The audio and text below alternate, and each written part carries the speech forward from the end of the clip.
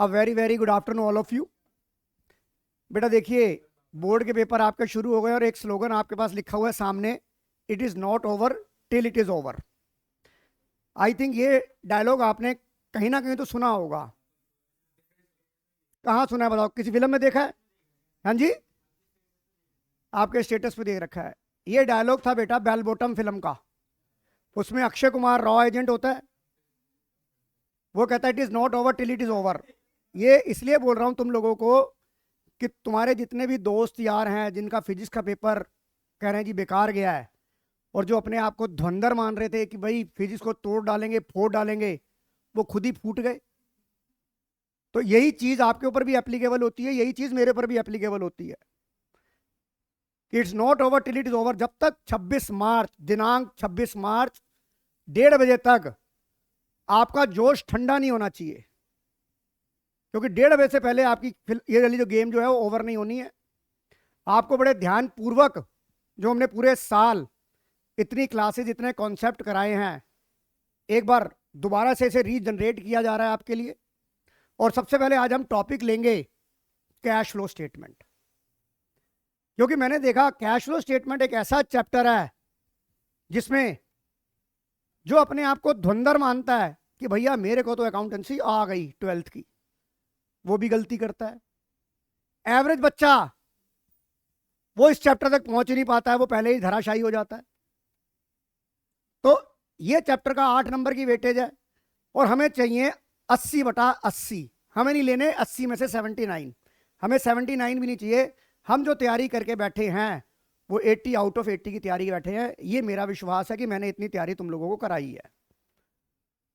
कुछ बच्चे 75 पर इस टाइम आ चुके हैं, उनको 70 से 5 और 80 के बीच में ये 14 दिन ये जो मेरे साथ मेहनत करनी है ये आपको मैं कराऊंगा।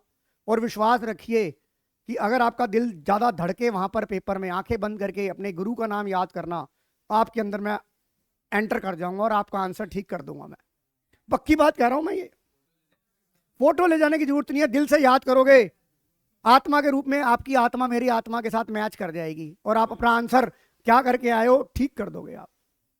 तो चलिए आज हम कैश फ्लो की स्टेटमेंट से पहले मैं आपको बेसिक कॉन्सेप्ट जो एडजस्टमेंट है वो बताऊंगा। पहले इंटरम डिविडेंड।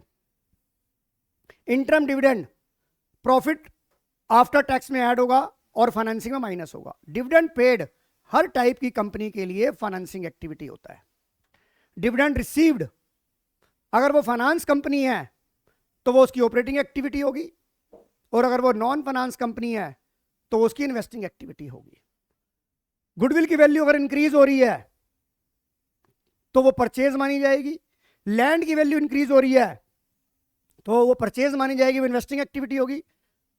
बट अगर मशीनरी की वैल्यू आपकी डिक्रीज हो रही है, गुडविल की वैल्यू डिक्रीज हो रही है और क्वेश्चन साइलेंट है, तो आप इसे अमोर्टाइज मानेंगे, क्योंकि because goodwill, patent, copyright, furniture and picture, building are the example of depreciable asset. फिर प्रोविजन फॉर टैक्स की एडजस्टमेंट आई। अगर प्रोविजन फॉर टैक्स आपका बैलेंस शीट में दिखा रखा है तो प्रीवियस ईयर का आपका पेड माना जाएगा, करंट ईयर का मेड माना जाएगा। Treatment made working note number 1 में ऐड और पेड ऑपरेटिंग की बेसमेंट में माइनस। अगर प्रोविजन फॉर टैक्स के साथ आपको एडिशनल इंफॉर्मेशन दी है तो एडिशनल इंफॉर्मेशन दो में से आपको एक इंफॉर्मेशन मिलेगी, या तो टैक्स पेड मिलेगा या प्रोविजन मेड मिलेगा। टैक्स पेड मिला तो आपको बैलेंसिंग ईयर मेड आ जाएगा, और अगर प्रोविजन मेड मिला तो पेड आ जाएगा। अब आपको वहां पे ध्यान क्या रखना है? आपको ध्यान रखना है जब आप प्रोविजन फॉर टैक्स अकाउंट बनाएंगे तो ये ओपनिंग बैलेंस आ गया तो बैलेंस बीडी, 2 CD, यहां पर लिखोगे 2 बैंक, ये कौन सा होता है? पेड वाला। और यहां पर आ जाएगा by statement of P&L, statement of P&L, ये कौन सा होगा? मेड वाला। इतना मैंने आपको याद दिला दिया, राइट युविका, इशिका, इतना याद कर लोगे आप। अब उसके बाद आ जाओ प्रपोज डिविडेंड। प्रपोज डिविडेंड आपको करंट ईयर का नहीं देखना है, सिर्फ आपको देखना है प्रपोज डिविडेंड प्रीवियस ईयर का। प्रीवियस ईयर का ट्रीटमेंट वही होगा इंटरम डिविडेंड का तरह कि वर्किंग नोट नंबर 1 में ऐड, यानी कि प्रॉफिट बिफोर टैक्स में ऐड और फाइनेंसिंग में माइनस। अब आपको जो मेजर मिस्टेक्स होती हैं वो फाइनेंसिंग में ज्यादा हो रही हैं। अब मैं फाइनेंसिंग के कुछ टिपिकल कॉन्सेप्ट्स आपके साथ डिस्कस कर रहा हूं मैं, जिसके लिए मैंने तैयारी पहले भी करा रखी है। अब फिर दोबारा आपको याद दिला रहा हूं, क्योंकि जब आपके अकाउंट्स का पेपर आएगा तो आज मैं थोड़ा सा और रिकॉल कराऊंगा ताकि आप उन दिनों में भी इसे दोबारा कर सको। तो मैं कुछ सवाल खुद भी बना रहा हूं और इसका आंसर आपके साथ डिस्कस करूंगा, फिर एक एक सवाल आपको कराऊंगा, ताकि जो मेजर मिस्टेक्स हैं, जो आप टिपिकल क्वेश्चंस में जो हम चाहते हैं कि टिपिकल क्वेश्चन आएंगे, अगर वो आ गए तो हम उसको इजीली अटेम्प्ट कर सकें। तो सबसे पहले मैं फाइनेंसिंग एक्टिविटी पे ज्यादा फोकस हूं आज। मैंने लिखा इक्विटी शेयर कैपिटल 31/3/24। अब वैसे आपको डेट जो आएगी वो आएगी 31/3/25। पेपर में हो सकता है आपको 31/3/25 लिख कर आ जाए। 5 लाख और 6 लाख, और लिख दिया मैंने security premium account.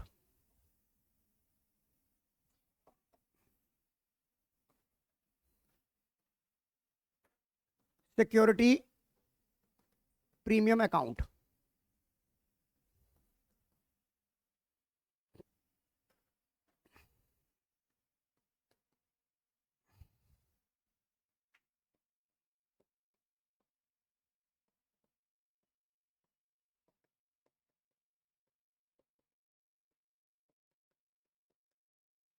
New share issue at A premium of 10%।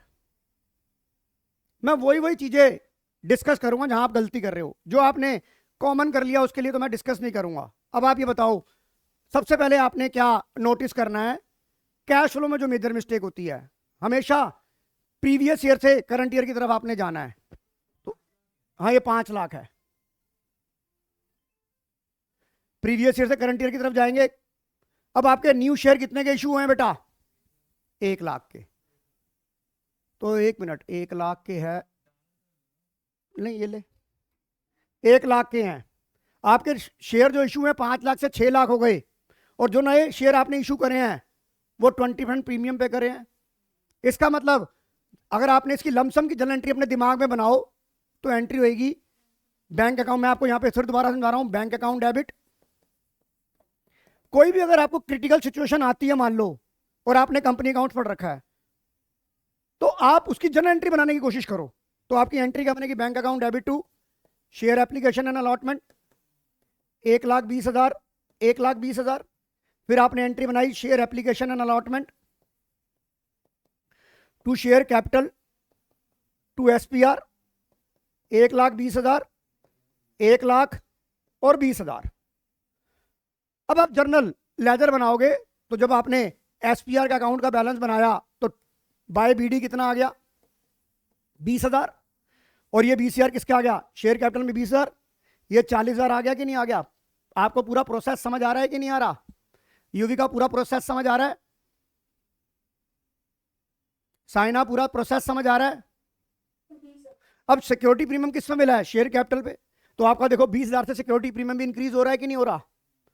It the part of share capital. तो ये कौन सी एक्टिविटी हो गई? एसपीआर में बढ़ना पैसा, फाइनेंसिंग एक्टिविटी। तो आपका सीधा इसका इफेक्ट क्या होगा? इसका इफेक्ट क्या होगा कैश फ्लो में? कि issue of shares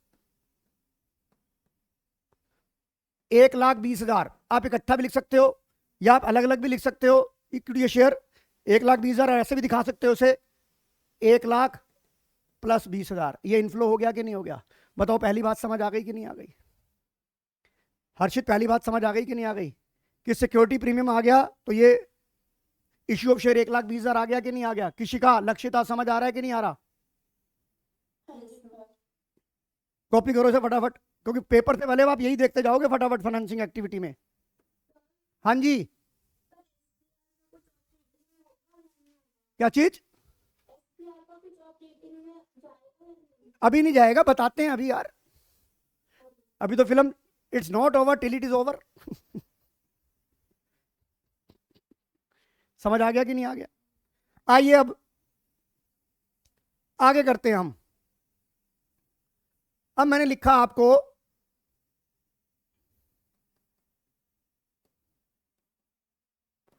12% debenture,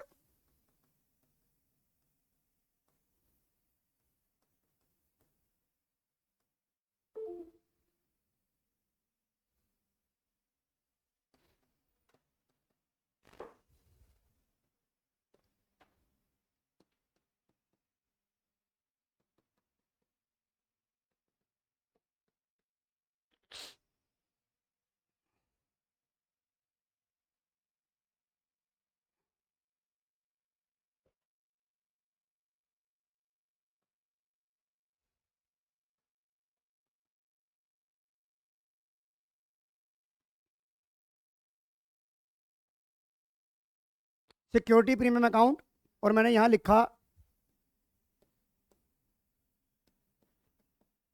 new debenture issued on 1/11/2024, what the effect in the cash flow statement. पूरी कैश फ्लो स्टेटमेंट में से क्या क्या इफेक्ट आएंगे, और लिख रहा हूं at a discount of 15%, eight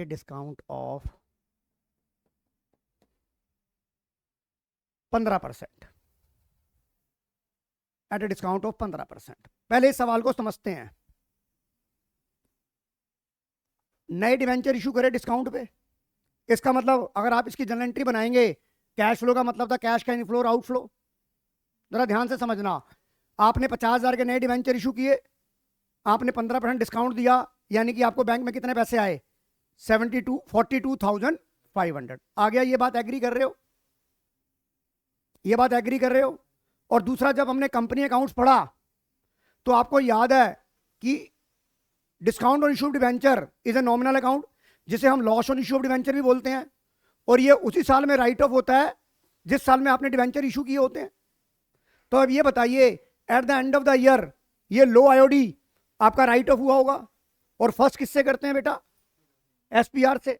अब आपका एसपीआर, आप ये बताओ आपका डिस्काउंट कितना था? 7,500 था।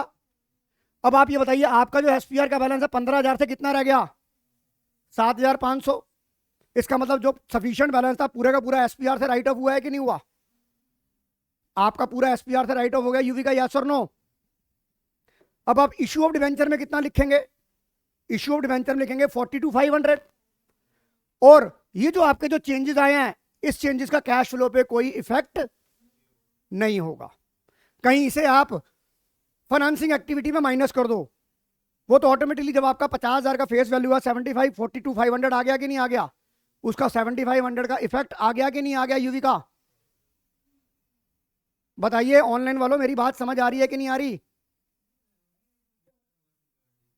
भाई मेरी बात सुन, मैं एग्जामिनर हूं तो मैं तो बनाऊंगा, और अगर मान लो सिक्योरिटी प्रीमियम का बैलेंस नहीं पता तो पता हर्षित मैं कैसे बता दूंगा यार कि वो स्टेटमेंट ऑफ पीएनएल से राइट हुआ है या एसपीआर से राइट हुआ है? फिर तो मेरे को एज्यूम करना पड़ेगा ना। फिर वहां पे मान ले बच्चा ये कह दे, अरे नहीं नहीं,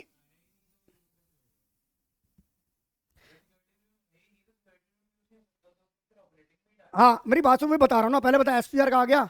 अब यहाँ पे मैं तीन चीजों में इसको डिवाइड करूंगा, तो टेंशन मत ले, अभी देखता जा क्या क्या कर रहा हूं मैं अभी। शुरुआत हुई अभी कहानी की, तो ये 7,500 यहां आ गया कि नहीं आ गया? यूवी का मेरी बात समझ आ रही है कि नहीं आ रही? कोई भी एग्जामिनर क्वेश्चन बनाएगा तो मैं ये, मेरा मोटिव ये रहेगा कि भाई मैं बच्चे को कंफ्यूज ना करूं, तो मैं कंफ्यूज नहीं करूंगा, मैं बैलेंस दूंगा। कंफ्यूज कहां करूंगा वो भी बताऊंगा आपको। इधर देख, तेरा तो हमेशा रोज का काम है, कोई नई बात तो है नहीं। अब इसका आपका फाइनेंसिंग एक्टिविटी में क्या इफेक्ट आएगा? इशू ऑफ डिवेंचर, कई बच्चे ऐसे लिखेंगे 50,000 माइनस 7,500, कितना आ गया? 42,500। और दूसरा जो इसका इफेक्ट होगा, जो एसपीआर का बैलेंस चेंज हुआ है, इसका कैश फ्लो पे अब कोई फर्क नहीं पड़ेगा, तो इसके चेंजेस को आप कहीं कंसीडर नहीं करोगे। ये ऑटोमेटिकली रोहन कंसीडर हो गया कि नहीं हो गया? अब आप मुझे इसमें इंटरेस्ट ऑन डिवेंचर निकाल के बता दो और उसका ट्रीटमेंट बता दो। इंटरेस्ट ऑन डिवेंचर बताओ कितना आ रहा टोटल? हाँ जी,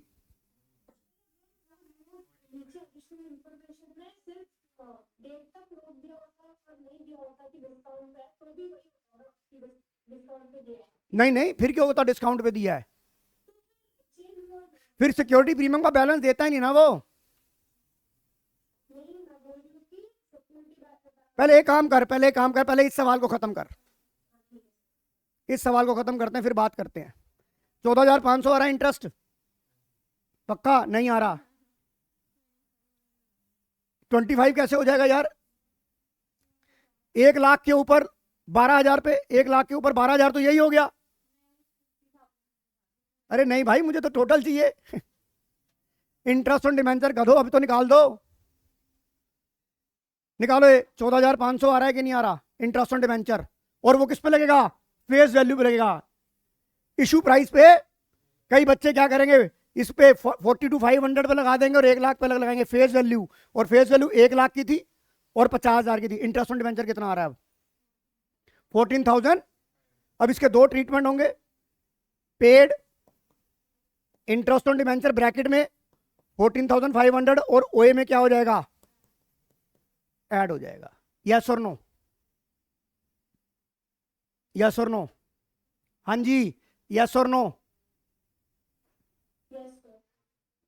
क्लियर है अब ये? अब यहां से अब मैं मजे लेना शुरू करूंगा अब आपसे। मैंने यहां पर सेम सवाल है मेरा,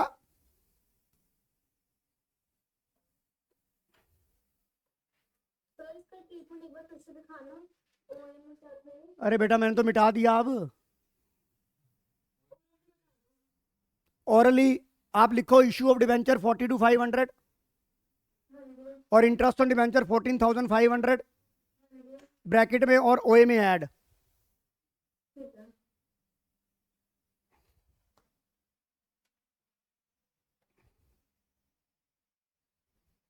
सेम सवाल था,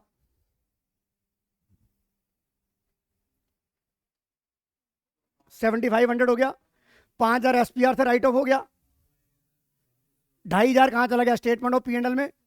तो ये इसकी इक्वेशन कहाँ आएगी, जहाँ adjustment for non cash and non operating item होगी। कितने से? 2,500 रुपए से। मेरी बात समझ आ रही है कि नहीं आ रही? युविका बता रहा हूं, भी लिख के समझा रहा हूं, पहले नोट कर लिया सवाल। सेम सवाल था आपका। लो आईओडी, आपका लो आईओडी कितना था? 7,500 था युविका। आपका 5,000 एसपीआर जीरो हो गया, इसका मतलब 7,500 था तो 5,000 पे कवर करा एसपीआर ने, इसका मतलब 2,500 स्टेटमेंट ऑफ P&L से चला गया होगा। तो जब फाइनेंसिंग एक्टिविटी बनाओगे तो वहां आंसर आएगा आपका issue of debenture 42,500, interest on debenture वही रहेगा। बट यहां पर जब आप ऑपरेटिंग एक्टिविटी निकालेंगे तो वहां पर आप adjustment for non cash item लिखते हो, adjustment for non cash and non operating item. तो वहां पे क्या लिखोगे? डिस्काउंट ऑन, या discount on issue of debenture 2,500 add करोगे कि नहीं करोगे? समायरा, साइना, फाइनेंसिंग में 42,500 ही रहेगा। किसी का आपका लो आईओडी 7,500 था कि नहीं था? अब आपका एसपीआर का बैलेंस देखो, 5,000 से जीरो हो गया। आपका जो अपने डिबेंचर का चैप्टर आपने पढ़ लिया, आपका लो आईओडी 75 था, 5,000 तो एसपीआर ने कवर कर लिया क्योंकि वो जीरो हो गया। जो हमने पिछला सवाल किया था उसमें एसपीआर में सफिशिएंट बैलेंस था, यहां पर सफिशिएंट नहीं है, तो बाकी 2,500 स्टेटमेंट ऑफ P&L से राइट ऑफ हुए होंगे, तो वो आपको यहां ऐड करने पड़ेंगे नहीं करने पड़ेंगे? ये समायरा जाम है या समायरा कुकरेजा है? कुकरेजा मैडम, आप ऑफलाइन क्यों नहीं आए बेटा? ओके, तो जब तेरी दोपहर को मेरी बात हुई है तो बता नहीं सकती थी कि गौरव सर ने लेट जाना है? अच्छा, उनका टाइम का नहीं पता होता। चलो अब समझ आ गया कि नहीं आ गया लक्ष्यता? कोई डाउट? अब आ जाओ। हाँ जी, क्या ऐड हो रहा है? हाँ हाँ, ऐड हो रहा है, ऐड हो रहा है, ऐड हो रहा है, क्योंकि बेटा ये स्टेटमेंट ऑफ P&L में डेबिट हुआ है ना, ये क्लियर हो गई बात। अब हर्षित चंदानी जी की बात पे आते हैं। अगर आपको सवाल आ गया 1 मार्कर में और आपको सिक्योरिटी प्रीमियम का बैलेंस नहीं दिया हुआ, यही कहना चाहते थे आप। अब इस केस में आप ये मानेंगे कि सिक्योरिटी प्रीमियम था ही नहीं, सिक्योरिटी प्रीमियम था ही नहीं, तो ये सारा का सारा कहां आ जाएगा, स्टेटमेंट ऑफ। नहीं मैंने नहीं बोला, नहीं बोला, नहीं बोला। कौन सा? नहीं नहीं, उसमें एसपीआर का अगर बैलेंस नहीं है तो एसपीआर, या तो एसपीआर का बैलेंस दे रखा होगा उसमें। अगर आपके पास, नहीं नहीं, हम एसपीआर का बैलेंस नहीं मानते। एसपीआर का बैलेंस होता तो हम ये मानेंगे नहीं। हम यहाँ पे ये मानना पड़ेगा कि हमने स्टेटमेंट ऑफ पीएनएल से राइट ऑफ किया है। अगर आपको, अब चलो आपने पूरे साल अकाउंट पढ़ लिया, आप एक चीज बताओ, यहां पर मैंने एक जगह बोला था, जैसे मान लो आपको पास्ट एडजस्टमेंट का सवाल है, इसे मैं इंटरलेट करता हूं। मैंने कहा बोला था कि जो पास्ट एडजस्टमेंट का सवाल है और आपको मान लीजिए लॉ प्रॉफिट नहीं दिया हुआ और आप आईओसी भूल गए, तो उस केस में हम मानते हैं कि हमारे पास एडुकेट प्रॉफिट था और हम फुल आईओसी अलाउ कर देते हैं। तो इसलिए मैंने आपको बोला था कि पास्ट एडजस्टमेंट के सवाल में अगर आपको प्रॉफिट दे रखा है तो आप उसे वापस लेंगे ही लेंगे। अगर आपने लेना नहीं चाहोगे, कहोगे आंसर तो सेम आता है। पर बेटा मान लीजिए आजकल ट्रेंडिंग में सवाल है कि मान लीजिए एग्जामिनर ने इनएडुकेट का केस कर लिया, तो आपको पता लग ही नहीं सकता कि ये इनएडुकेट का केस है। तो इनएडुकेट में अगर आपको पास्ट एडजस्टमेंट में अगर आपको प्रॉफिट नहीं दिया हुआ और आपने वापस नहीं लिया, तो आप वहां मान लोगे कि जितना इंटरेस्ट ऑन कैपिटल देना है उतना आपके पास सफिशिएंट बैलेंस था। पर आप ये बताइए, यहां पर डिबेंचर लिखा हुआ है और मुझे पता है लो आईओडी पे डिस्काउंट पे करा, तो ये 42,500 फाइनेंसिंग में आएगा। अब ये जो आपने 7500 रुपए राइट ऑफ किए हैं, और आपको ये तो पता होगा ना बेटा, इधर देख, यहां पर मैं अब एक चीज बता रहा हूं, स्टेटमेंट ऑफ पी&एल 1 लाख से 2 लाख हो गया, 1 लाख से 2 लाख हो गया। अब 1 लाख से जब 2 लाख हो गया, इस साल आपने कितना कमाया? 1 लाख कमाया, एग्री करते हो ये बात? पर अब आपको यहां पर इसकी एक और एडजस्टमेंट करनी पड़ेगी। ये 7500 आपने राइट ऑफ किया हुआ है कि नहीं किया हुआ? तो वहां पर आपको स्टेटमेंट ऑफ पी&एल दे दिया, वहां पर अगर आपको एसपीआर का बैलेंस नहीं दिया हुआ तो यह माना जाएगा कि एसपीआर था ही नहीं। हर्ष समझ आ रहा है? सॉरी, हर्षित समझ आ रहा है कि नहीं आ रहा? मेरे ऑनलाइन वाले बच्चों समझ आ रहा है कि नहीं आ रहा?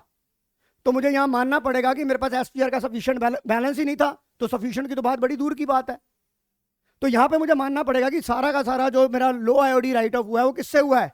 स्टेटमेंट ऑफ पी&एल से हुआ है। तो इसका इफेक्ट क्या होगा अगर मैं इसकी बात करूं, तो एडजस्टमेंट फॉर नॉन कैश में कितना आ जाएगा बेटा यहां पर? हर्षित यहां कितना आ जाएगा? 7.5। और प्रॉफिट बिफोर टैक्स कितना हो जाएगा? 1 लाख। रुक जा, पहले रुक जा। और फाइनेंसिंग में कितना आएगा? 42,500। और इंटरेस्ट ऑन डिवेंचर कितना आएगा? 14,500। हाँ जी, अब आप बोलिए क्या कह रहे हो? इस सवाल में अगर शेयर्स भी इशू कर रहे होते और प्रीमियम पे होते, हाँ हाँ हाँ हाँ, ले वो भी करा देते हैं। टेंशन क्यों ले रही है? और मैं कहता हूं तेरे को एसपीआर का बैलेंस मैं तो लिखूंगा बेटा। अरे भाई, अब यार फिजिक्स का पेपर देने के बाद ना यूवी का अब फिजिक्स का पेपर देने के बाद मुझे हर बच्चे का, चाहे कॉम्प्लिकेटेड हो, मुझे अगर आप भी कोई ऐसा सवाल पूछोगे तो मैं आपको ये नहीं बोलूंगा यार ये क्या वाहियात है। मुझे जवाब नहीं, नहीं, मुझे आपको मेरे को यह बोलने का हक ही, राइट ही खत्म कर दिया कि नहीं यूवी का ये नहीं आ सकता, और बाई चांस आ गया तो लठ लेके चढ़ जाएगी। और वैसे भी लास्ट पेपर है, सब लोगों का जितने भी पेपर मान लो किसी के उल्टे सीधे हो गए, भाई साहब अकाउंट्स के टीचर बड़े पिटेंगे क्योंकि लास्ट पेपर है तुम्हारा। हाँ तो कराऊंगा एक्स्ट्राऑर्डिनरी, अब कराऊंगा ना एक्स्ट्राऑर्डिनरी आइटम भी एक्स्ट्राऑर्डिनरी आइटम भी, अब एक्स्ट्राऑर्डिनरी भी कराऊंगा और रिफंड ऑफ टैक्स भी कराऊंगा, बाय बैक ऑफ शेयर भी कराऊंगा। करेंगे ना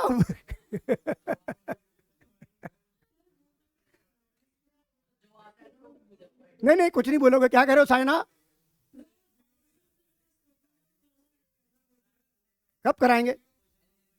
अरे एनपीओ थोड़ी ना आ रहा है सिलेबस में यार, एनपीओ सीयूटी में कराएंगे। आइए ये बात, अब बताओ बेटा, वो कराऊं एसपीआर का? नए शेयर इशू हुए हैं।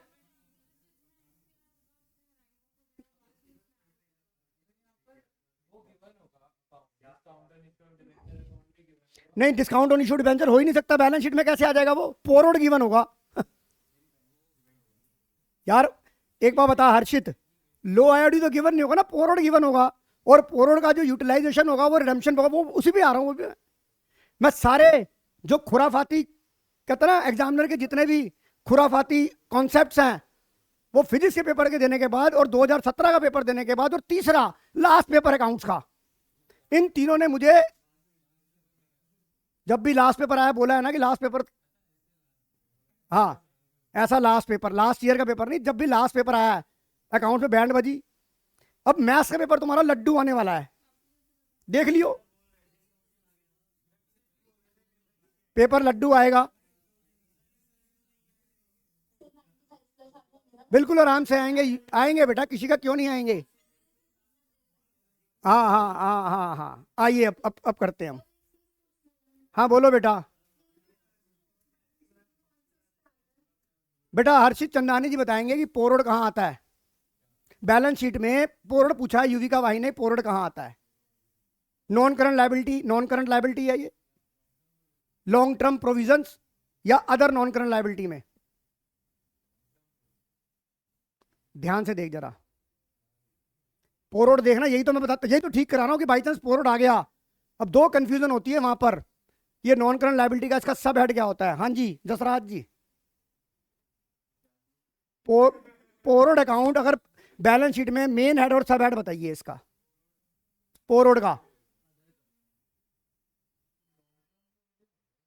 ग्रेचुटी होता है लॉन्ग टर्म प्रोविजन, वही तो मैं पूछ रहा हूं, अदर में आएगा या लॉन्ग टर्म प्रोविजन में आएगा? बता तू। जसराज जी कह रहे हैं मैं अदर में करूंगा, इतने बच्चों में कुछ लोगों ने शायद गूगल पे सर्च भी कर लिया होगा।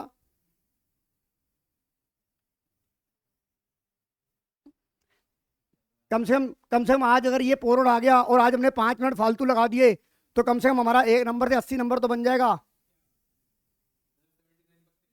नहीं नहीं, 80 पक्के करा रहा हूं पोरोड अकाउंट। हाँ जी, ऑनलाइन वाले किताबों में देख रहे होंगे, जैसे 3 इडियट में देखते हैं सर ने क्या पूछ लिया। पोरोड अकाउंट कहां आता है? और क्या पता आपके जीवा पे सरस्वती बैठी हो और पोरोड अकाउंट आ जाए और कोई कह रहा है अदर नॉन करंट लायबिलिटी। अब देखा हर्षित चंदानी जी 79 पे आ गए कि नहीं आ गए? इसीलिए मैं जानबूझ के बोल रहा था। और एक बात बोलूं, ये पोरोड अकाउंट मैंने एक पेपर में पूछा और वहां चंदानी जी ने अदर लॉन्ग टर्म लायबिलिटी लिखा है, पर यहां गलत हो गए। 10 दिन से नहीं पढ़ा। अच्छा अब ये बता, अगर मैं ये क्लासे ना लेता तो सिट्टी पिट्टी सबकी गुल। 7 दिन में भी नहीं कुछ होता बेटे, तुम्हें 70 दिन मिल जाए तब। तुम 365 दिन से पढ़ रहे हो तब तुम भूल रहे हो यहां पर। तो याद रखो पोरोड कहां आएगा, पोरोड कहां आएगा? पोरोड आएगा नॉन करंट लायबिलिटी में, अदर नॉन करंट लायबिलिटी। और मैंने आपको याद है, कहते ना भोंक भोंक के मेरे जीभ का थुक सुक गया, मैंने हमेशा आपको बोला कि अदर्स वाली चीजें जो है ना वो आपको ज्यादा फोकस करनी है, और तुमने अदर ही नहीं देखा। और फिजिक्स के पेपर में यही तो हुआ, अदर्स वाली चीजें तो आई हैं।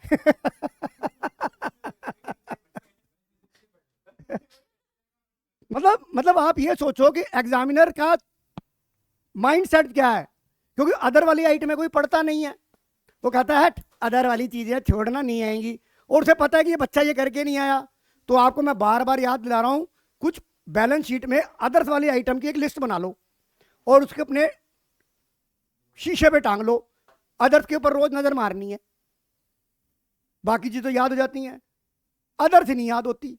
जैसे call in advance, call in advance. दूसरा जो मेजर मिस्टेक करते हो, भाई कॉल इन एरियर लिखा है, लिख रहे हैं जी इक्विटी एंड लायबिलिटी। ओ भाई शेयर होल्डर फंड होता है वो, शेयर और लिख रहे हैं जी इक्विटी एंड लायबिलिटी या share capital, share holder fund और सब हेड शेयर कैपिटल।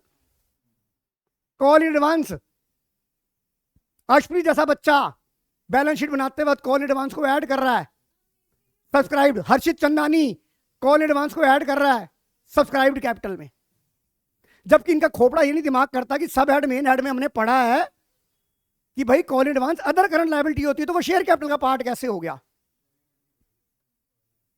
है कि नहीं है? तो जिसकी गलती है उसी की तो बोलूंगा, चाहे वो हर्षप्रीत हो, चाहे वो किसी का हो, चाहे वो हर्षित चंदानी हो, चाहे वो रोहन हो। कौन आ गया?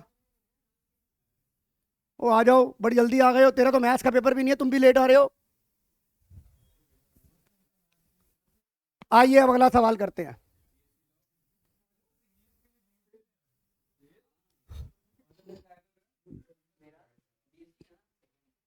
आइए अब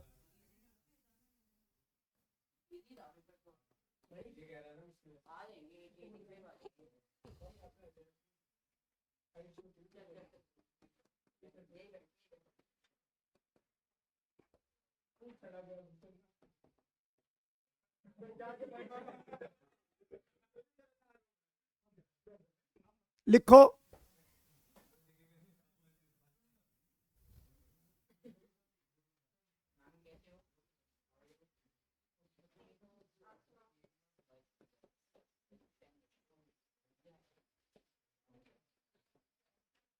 सर ये 5 लाख से 1 लाख हो गए। हाँ जी, 5 लाख से 1 लाख अगर रिडीम नहीं हो सकते डिवेंचर क्या? हे राम, हे जगन्नाथ, मैं अपना माथा फोड़ लूं?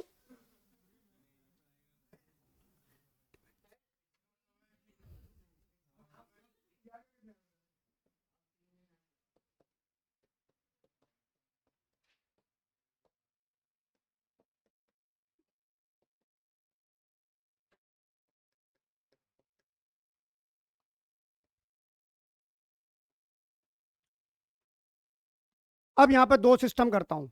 डिवेंचर 5 लाख से 1 लाख के रह गए, डिवेंचर रिडीम हो गए, राइट। अब ये 5 लाख से 1 लाख रुपए के रह गए, इसका मतलब 4 लाख के रिडीम हुए और कितने प्रीमियम पे दिए मैंने? 10%। तो यानी कि आपने 10% एक्स्ट्रा पे करे, तो इसका मतलब आपने 4,40,000 रुपये पे करे। इंटरेस्ट जो लगेगा वो तो फेस वैल्यू पे लगेगा। अब यहां पर एग्जामिनर को यहां पर फॉरवर्ड अकाउंट देना चाहिए। हाँ जी, करंट मैच्योरिटी देना चाहिए, शॉर्ट टर्म बोरिंग में देना चाहिए। अभी मैं उस पर भी आता हूँ बात पे, पहले मैं धीरे धीरे करके आपको लेवल पे लेके जाऊंगा मैं कि ये कहाँ दिखेंगे ये। अभी तो फिलहाल मेरा बेसिक ऑब्जेक्ट है कॉन्सेप्ट समझाने का। अब यहाँ पे पोरोड 10% मैंने पोरोड दिया। अब एग्जामिनर ने मान लो यही इंफॉर्मेशन दी है, तो हर्षित चंदानी जी आपको यहाँ पोरोड अकाउंट नहीं दिया, पर ये बता जब ये डिवेंचर इशू हुए होंगे, तो अगर एग्जामिनर ने पोरोड अकाउंट यहाँ पर नहीं भी दिया तो मुझे मानना पड़ेगा कि पोरोड अकाउंट तो होगा यार। एसपीआर में नहीं मान सकता कि एसपीआर होगा कि नहीं होगा, बट पोरोड तो मुझे मानना पड़ेगा। अगर उसने बैलेंस नहीं भी दिया है तो पोरोड अकाउंट मेंटेन हुआ होगा। यूवी का वाही, मेरी बात क्लियर समझ आ रही है कि नहीं आ रही? तो मैंने यहां पे अगर पोरोड अकाउंट नहीं दिया तो इसका इफेक्ट क्या होगा कि मैं मानूंगा कि पोरोड अकाउंट में सफिशिएंट बैलेंस था, राइट। और मैंने पोरोड अकाउंट यहां पर नहीं दिया हुआ, तो मैं यहां पर इसकी इफेक्ट क्या होगा? जब मैं फाइनेंसिंग एक्टिविटी बनाऊंगा तो मैं रिडेम्पशन ऑफ डिवेंचर कितना लिखूंगा? रिडेम्पशन ऑफ डिवेंचर लिखूंगा, कितना लिखूंगा? 4 लाख। और मान लो मैं अगर एग्जामिनर हूं तो मैं तुम्हें पोरोड अकाउंट दे दूं ताकि तुमसे गलती हो जाए। ये तो सब लल्ले भी कर लेंगे। मैंने यहां पर पोरोड ले लिया और बच्चे को ये पोरोड वहां नजर ही नहीं आएगा। मैंने यहां कर दिया 40,000 से जीरो, और ये पोरोड अकाउंट 40,000 से जीरो कर दिया। कुछ ना कुछ बच्चा अपनी तरफ से इसको कलाकारी कर डालेगा ये। यार क्या इसका इफेक्ट अब यहां पर खत्म हो गया कि नहीं हो गया यहां पर? तो अगर पोरोड अकाउंट आए या ना आए, पोरोड अकाउंट आ गया तो आपको इसका कुछ नहीं करना, क्योंकि इसका बैलेंस अपने आप ऑटोमेटिकली आ गया कि नहीं आ गया। आपको याद रखना है कि 4,40,000 आपका आउटफ्लो होगा। इंटरेस्ट ऑन डिवेंचर बताओ इसके अंदर मुझे, ये तो गलत होना ही होना है। इंटरेस्ट ऑन डिवेंचर बताओ कितना होगा?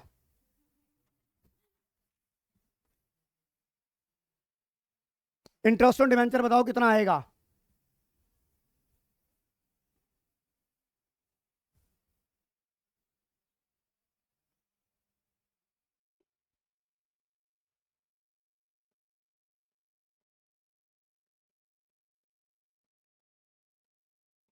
ठीक। एक काम करो ना, अपने लिए भी चाय ले आओ, मेरे वास्ते भी ले आओ। हाँ, की कह रहे हैं? क्या कह रहा है तू? ये क्या भांग के पकौड़े लेके आया? खा बेटे भांग के पकौड़े तू।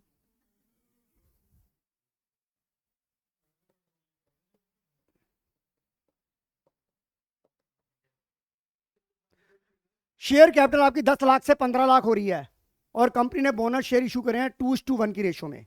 इसका मतलब होता है 2:1 का मतलब होता है 2 के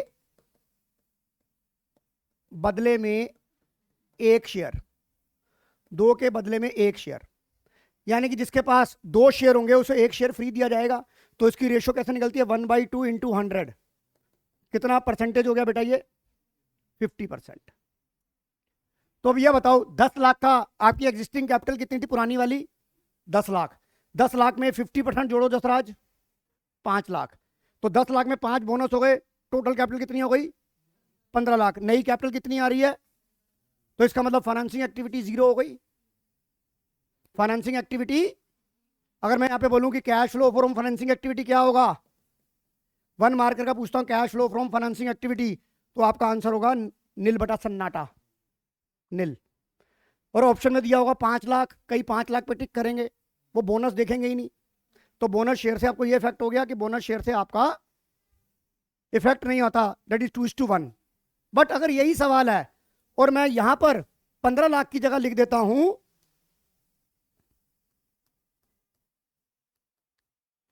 17.5 लाख, तो 2.5 लाख की 2 के बदले में 1 दे रहे हैं। 10 लाख का 50% कितना होता है? 5 लाख। 10 में 5 जोड़ा तो नई कैपिटल 15 लाख आ गई थी। तो इसका मतलब कैश आया ना गया, तो मतलब कोई इनफ्लो नहीं हुआ, कोई आउटफ्लो नहीं हुआ बेटा, बात नहीं। अब यहां से 15 लाख से 17.5 लाख हो गई। मैंने बोनस कितना दिया? 2:1 की रेशो में 50%, 10 का 15, मेरी कैपिटल कितनी है? 17.5 लाख, यानी कि 2.5 लाख रुपए आ गया। और दूसरी केस में अगर debenture issue other than cash होगा, लिख रहा है साफ साफ अदर देन कैश, पता नहीं कौन सी वहां चंडी तुम्हें अंदर आ जाती है, वहां पे लिख देते हो इससे भी हमारा कैश का आउटफ्लो हो गया। जब लिख रहा है वो other than cash, other than cash पे भी आपका कैश फ्लो पे कोई इफेक्ट नहीं आएगा। समझ में आ रही है कि नहीं आ रही? हाँ, तो 2.5, इसका मतलब ये कैश में इशू हो गए ना बेटा। हाँ, तो वो इनफ्लो 2.5 लाख रुपए हो जाएगा इस केस में। और याद रखना, issue of share other than cash, cash flow पे कोई फर्क नहीं होगा। पर अगर issue of share other than cash करा आपने और डायरेक्ट इक्विटी में शेयर होल्डर फंड तो बढ़ गया और आपकी डायरेक्ट इक्विटी रेशो अगर 2:1 है, तो वो डिक्रीज हो गई कि नहीं हो गई? देखो मैं इंटरलेटेड सारी चीजें बता रहा हूं, सुकृति समझ आ रही है कि नहीं आ रही? चलें आगे। अब मैं चाहूंगा कुछ सवाल आपके हाथों से कराए जाएं। 53 से शुरू करो और cash flow from operating activity चाहिए मेरे को।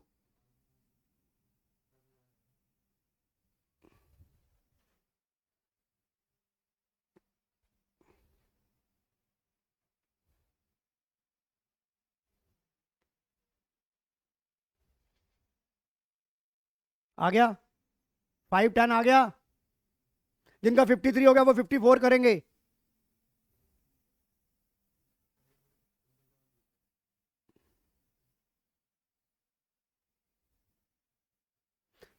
पाँच दस आ गया था उसका, राइट? तेरा 5-10 आ गया था ऊपर, हर्षित 5-10 आ गया था।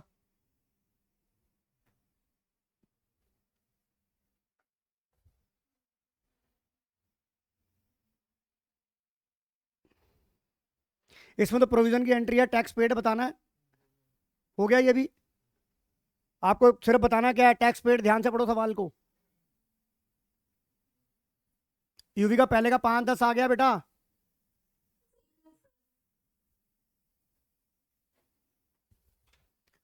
सुकृति आ गया बेटा? प्रोविजन फॉर डाउटफुल डेट आपका इंक्रीज हो रहा है, तो आप इसे प्लस करेंगे। 15,000 प्लस किया था इधर। प्रोविजन फॉर डाउटफुल डेट का ट्रीटमेंट कहाँ है बेटा तेरा? अच्छा, इकट्ठा कर दिया, चल ठीक है। पर तुझे याद रखियो कि ये provision for doubtful debt plus होगा, अगर ये डिक्रीज हो रहा होगा तो ये माइनस होगा। सुकृति आ गया कि नहीं आ गया? चलिए दूसरा भी हो गया, टैक्स पेड आ गया। तीसरा करो, इसमें टैक्स पेड निकालना है। मेड दे रख, टैक्स पेड दे रखा, मेड निकालना है।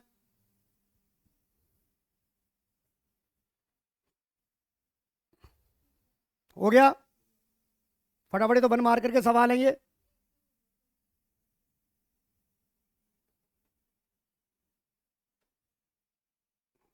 सर एक बार पिछला दिखाना, वो भी खड़ी हो गई।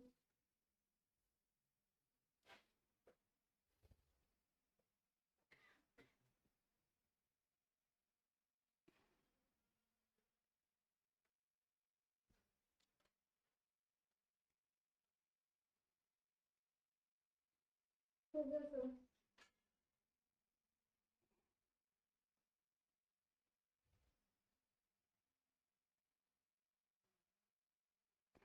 56, फटाफट करते चले जाओ।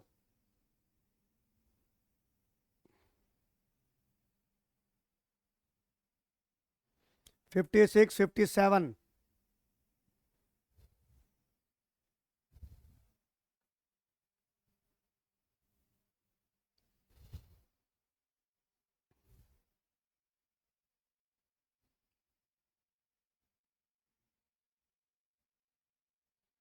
समारा कुकरेजा जी, सर हो रहे हैं कि नहीं हो रहे? हो गया। ना प्रांगना है ना कोई है यार, कोई बात नहीं, हम तो कर रहे हैं, रिकॉर्डिंग डाल दूंगा मैं।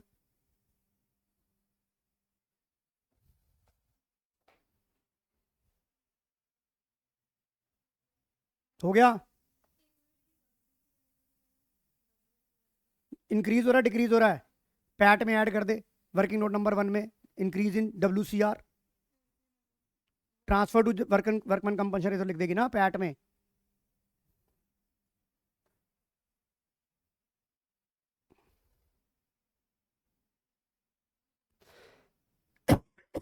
हाँ,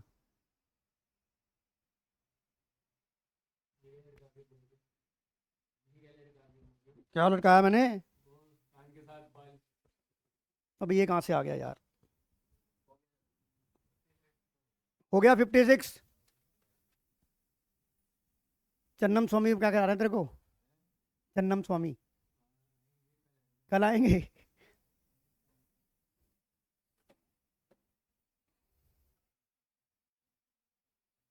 हाँ जी, हो गया ये। ऑपरेटिंग एक्टिविटी आ गया, 2,30,000 रुपये आ गया। 57 करो, इन्वेस्टिंग एक्टिविटी निकालनी है।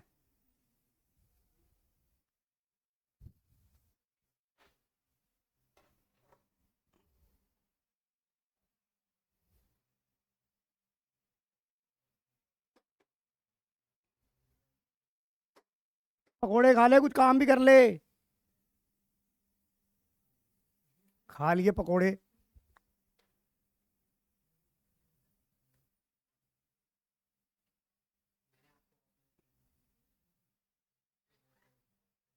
मुझे यहाँ पढ़ाना है, गाने नहीं गाने, होली के दिन दिन मिले, भांग के पकोड़े खिला के और मेरे को उल्टा कर दे तू। हो गया भाई, मैं इन दिनों में पकोड़ों पे विश्वास नहीं करता, मुझे 2 जने पहले खिला चुके हैं ऐसे ही। नींद, ऐसा लगता है जैसे मैं पलंग पे उड़ रहा हूँ। हाँ जी, 56 में गलती नहीं आनी चाहिए बेटा, आंसर तो सबका आ रहा है।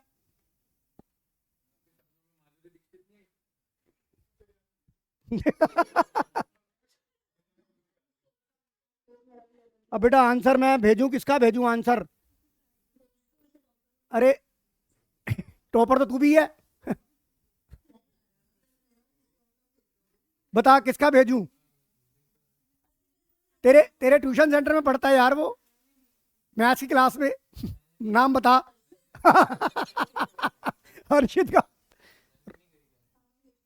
अरे कैलकुलेशन रोहन ने करा है। आ, रोहन ये वाला ना? अरे आंसर ये 56 ही है ना पूरा? हाँ तो ये इतना ही भेज देता हूँ, ये है। हाँ तो कौन सा भेजना है? 56 ही तो भेजना है। हाँ भेज रहा हूँ मैं।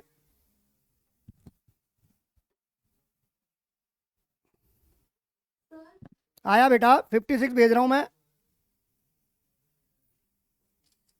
ये लो 56 मैंने भेज दिया बेटा। हाँ जी, युविका देख मिल गया तेरे को, युविका मिल गया तेरे को, ठीक है ना, एक ही ग्रुप पे भेज दिया बेटा। पैट में ऐड होगा ना, increase in transfer to WCR। चलिए आगे, 57, 58,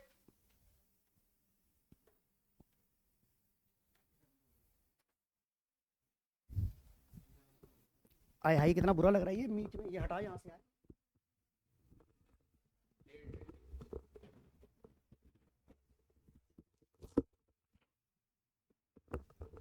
एक तो नाई ने वैसे छोटे बाल कर दिए मेरे इतने, मैंने बोला था सेट कर दे, उसने बिल्कुल ही सेट कर दिए।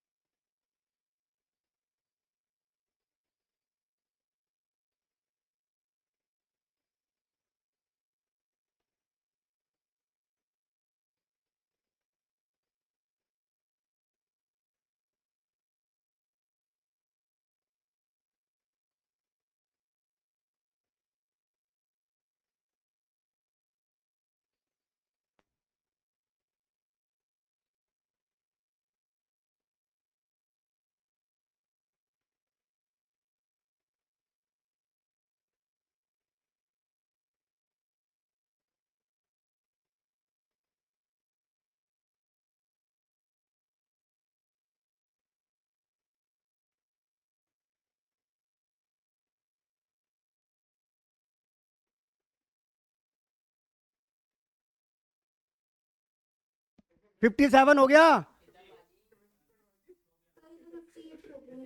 58 करो यार, नहीं करना तुम्हें, नहीं पढ़ना, मैं तो करा रहा हूँ आगे।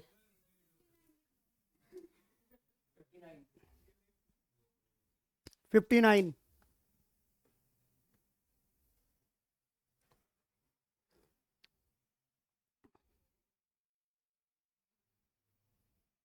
इसके बाद जो एक्चुअल सिचुएशन है डिबेंचर की वो बताऊंगा।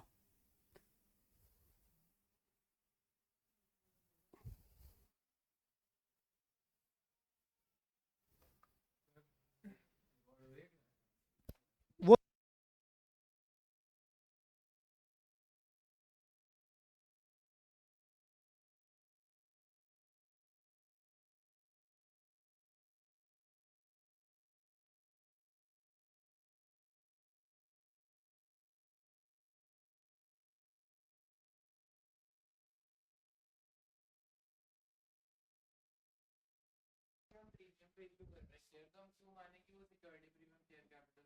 हाँ, ये मानना पड़ेगा क्योंकि आपका बैलेंस 0 से 50,000 और किस और वे बता, तेरा सिक्योरिटी प्रीमियम और कहाँ से आ रहा है मुझे बता।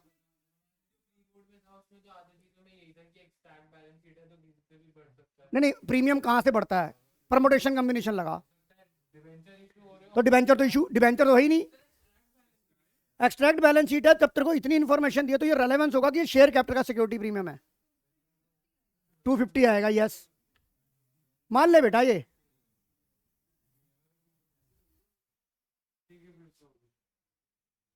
अब एक बार बता, तेरे को लड़के वाले देखने आ रहे हैं, लड़की वाले लड़के हर्षित चंदानी को लड़की वाले देखने आ रहे हैं। अब लड़की तो आएगी नहीं, अब जो लड़की क्यों आएगी तेरे को देखने के लिए? पहले लड़के वाले देखने आएंगे तेरे को। अगर मुझे अपनी हाँ, लड़की वाले आएंगे तो मान ले मेरी 2 बेटियां हैं, जिसकी शादी करनी है मुझे उसको थोड़ा लेके आऊंगा, दूसरी को लेके आऊंगा कि जीजा जी देख लो।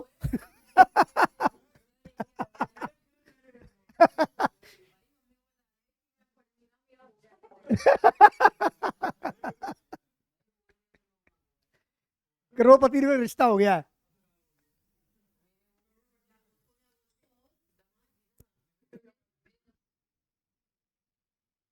हाँ बोलो किशिका। बेटा ये जो इंटरेस्ट ऑन ओवरड्राफ्ट का रेट है, ये जो ओवरड्राफ्ट मैंने 1,20,000 का लिया है ना, 58 पे बेटा, 58 पे जो इंटरेस्ट रिसीव हुआ है वो 35,000 हुआ है। ये इन्वेस्टिंग एक्टिविटी का इनफ्लो होगा बेटा, और ये वहां पर माइनस होगा ऑपरेटिंग में अगर कंप्लीट कैश फ्लो बनानी होगी।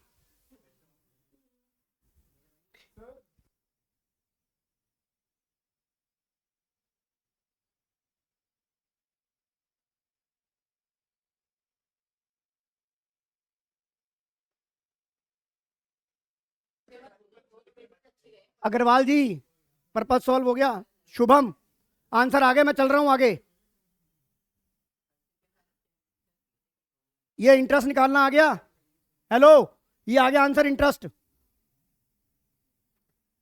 अब आइए, जो हर्षित चंदानी जी मेरे से डिस्कस करना चाहते थे वो एग्जैक्ट पोजीशन ये है। अब मैं आपको डिबेंचर की एग्जैक्ट पोजीशन बताऊंगा। रुक जाइए पहले, आप लिखिए मत।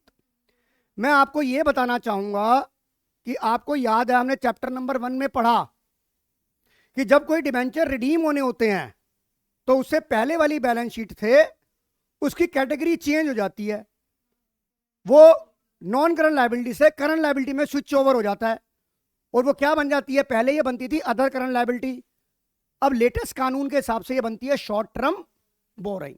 अब आप ये देखिए, इस सवाल की तरफ जरा नजर गौर फरमाइए।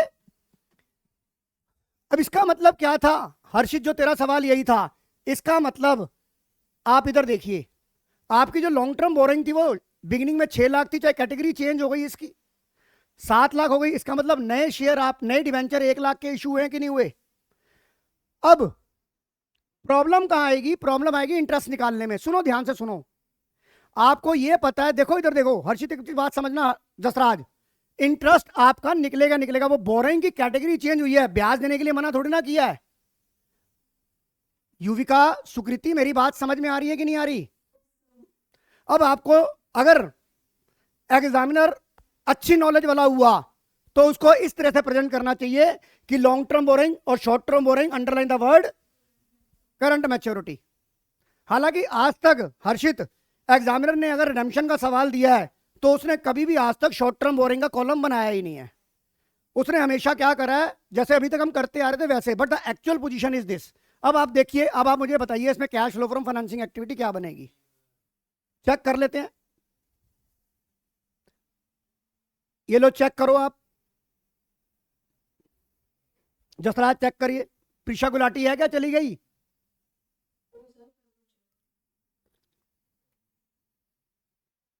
मतलब अगर मान लो एग्जामिनर स्मार्ट हुआ और उसने शॉर्ट टर्म बोरिंग में 10% डिवेंचर करंट मैच्योरिटी, तो घबराना मत, क्योंकि जब डिवेंचर रिडीम होने होते हैं उससे पहले वो शॉर्ट टर्म बोरिंग से लॉन्ग टर्म बोरिंग से शॉर्ट टर्म बोरिंग में चले जाते हैं। इसमें कराना क्या है मुझे? बता, नए डिवेंचर कितने इशू हो रहे हैं?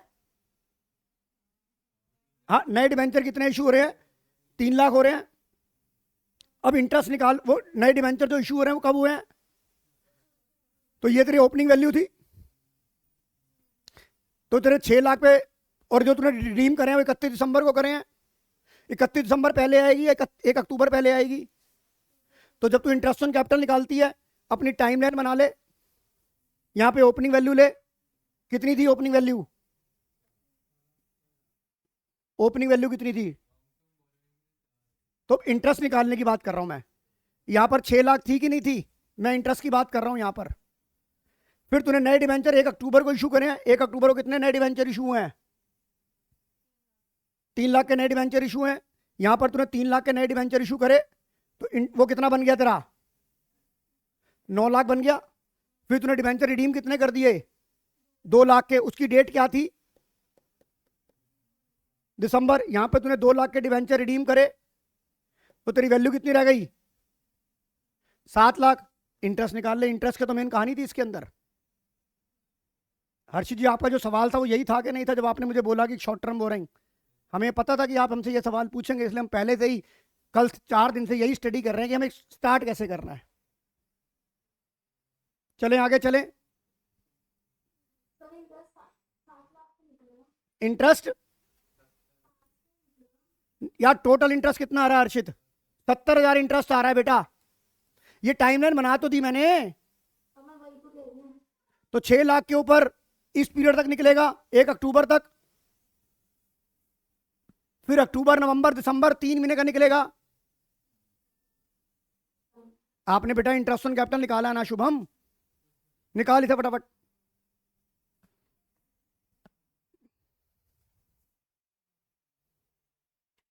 आपने कंप्लीट कैश फ्लो बनाई। तीनों एक्टिविटी का टोटल क्या कहलाता है? तीनों एक्टिविटी जब आप टोटल करते हो तो आप उसका टोटल होता है cash flow from operating, cash flow from investing, cash flow financing. तीनों का टोटल अगर प्लस में आता है तो net increase in cash and cash equivalent, और अगर माइनस में आता है नेट डिक्रीज। उसमें opening cash and cash equivalent add करते हो तो क्या आ जाता है? Closing cash. करो इस सवाल को फटाफट।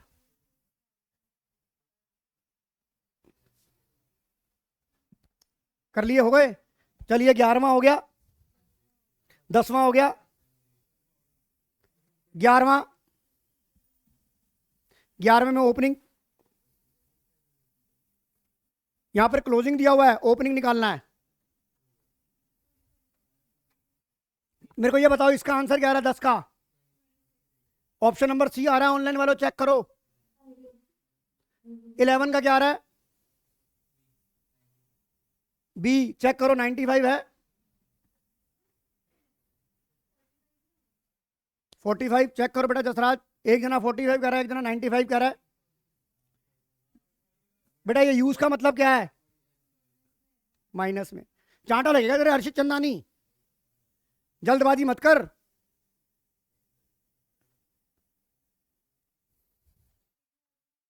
और ये वो सवाल है जो तुम्हारे पेपर में आ सकते हैं।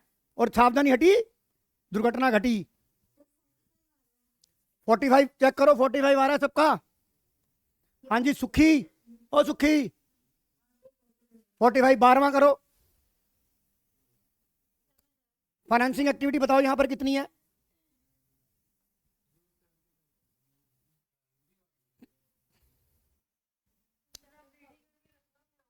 हाँ जी, ऑप्शन नंबर बोलो। बी। चलें आगे। हाँ जी, ऑनलाइन मोड में चलें आगे। इस तरीके के सवाल हमने कभी करे भी नहीं है, पर इजी है ना। जो इजी होता है वही तो मरता है आदमी। चलो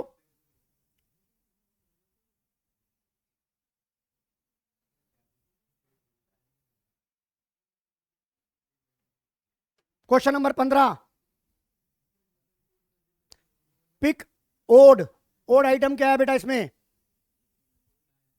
कैश क्रेडिट, क्योंकि बिकॉज ऑफ फाइनेंसिंग एक्टिविटी। ये आपके किसके एग्जांपल हैं? Cheque in hand, cash and cash equivalent या कैश इक्विवेलेंट? यार भाई दो डेफिनेशन पढ़ाई थी हर्षित, एक कैश और एक कैश इक्विवेलेंट। नहीं नहीं, मैं वैसे जनरल बात कर रहा हूं। तो आपका बताओ चेक इन हैंड क्या है? कैश है या कैश इक्विवेलेंट है? चेक इक्विवेलेंट है। और सर्टिफिकेट ऑफ डिपॉजिट? और कैश क्रेडिट और कमर्शियल पेपर कैश इक्विवेलेंट है। और कैश क्रेडिट और बैंक ओवरड्राफ्ट फाइनेंसिंग एक्टिविटी होती है वो। चलिए आगे।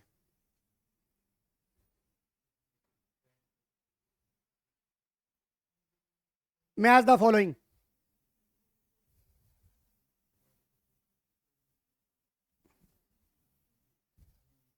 इससे पूरा चैप्टर रिवाइज हो जाएगा।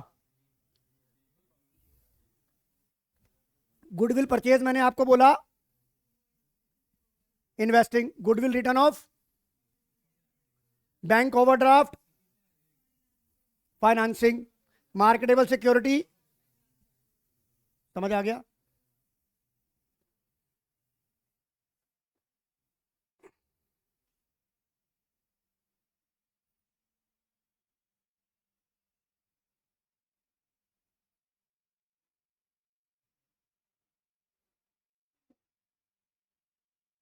क्वेश्चन नंबर 28, 29, 30 फटाफट करो।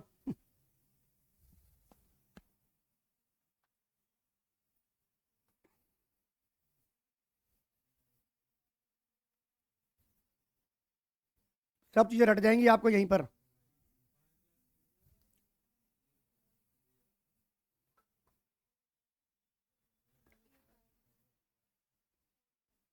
ए, सुखी चेक कर, ए आ रहा है यूवी का। Yes sir. बी बताओ।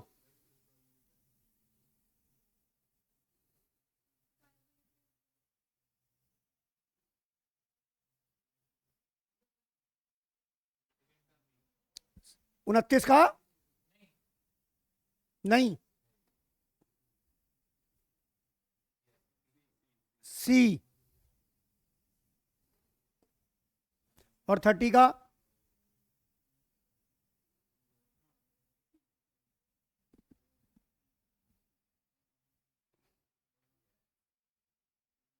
इंक्रीज इन पेमेंट, पेटेंट, वो तो इन्वेस्टिंग हो गया।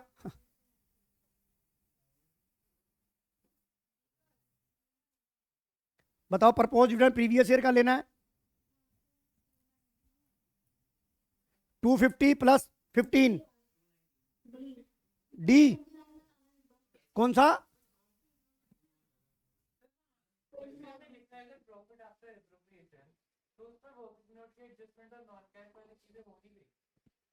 नहीं नहीं, बिफोर आफ्टर एप्रोप्रिएशन का मतलब है पीएटी दे रखा है आपको। आफ्टर एप्रोप्रिएशन का मतलब क्या है? आफ्टर एप्रोप्रिएशन का मतलब क्या है? कि सारे खर्चे जनरल रिजर्व हो चुका है, सब कुछ हो चुका है। आफ्टर एप्रोप्रिएशन मतलब profit after tax. After appropriation का मतलब क्या होता है? डिविडेंड डिक्लेयर हो चुका है, जनरल रिजर्व जा चुका है, ठीक है, इंटरम डिविडेंड पे हो चुका है, परपोज डिविडेंड डाल चुके हैं हम। तो प्रॉफिट एप्रोप्रिएशन मतलब प्रॉफिट आफ्टर टैक्स। मेरी बात समझ आ गई? हाँ जी, क्या कह रहे हो यूवी का आप?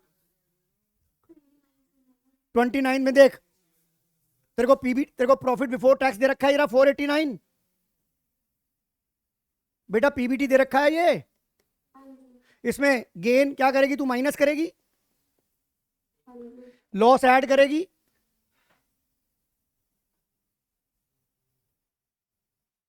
कैश क्रेडिट फाइनेंसिंग एक्टिविटी होती है बेटा। हाँ जी। आंसर आ गया? आ गया समझ में? 30th में, हाँ जी।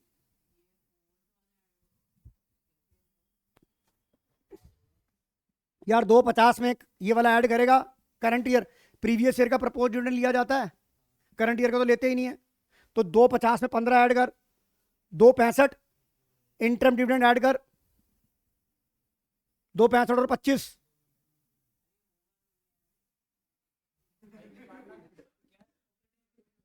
प्रपोज डिविडेंड प्रीवियस ईयर का लिया जाता है, करंट ईयर का नहीं लिया जाता। इस बात में पूरा साल पढ़ाते पढ़ाते गले का थूक सूख गया है, अब नहीं सुखाऊंगा मैं।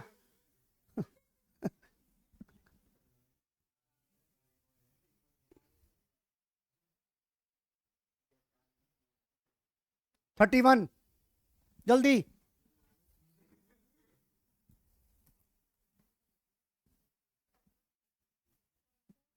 31,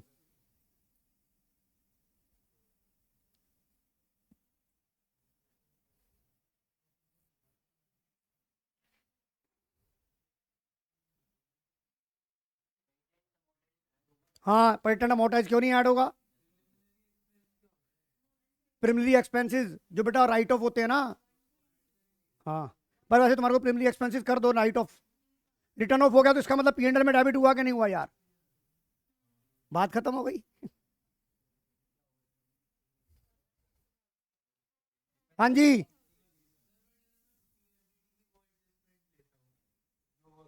पीएफडीडी है कहाँ ये वाली? ये 10,000 से नहीं, ऑप्शन होते हैं दोनों, पर बेस्ट ऑप्शन ये माना जाता है कि आप एडजस्टमेंट फॉर नॉन कैश में लेके जाओ, आंसर दोनों में सेम आएगा। ऑल्टरनेटिव है, दोनों में आपको नंबर मिलेगा।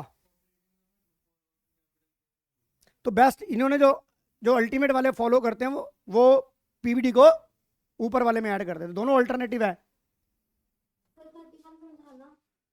31 में प्रॉफिट बिफोर टैक्स दे रखा है, हाँ जी, पेटेंट अमोर्टाइजेशन ऐड कर दे,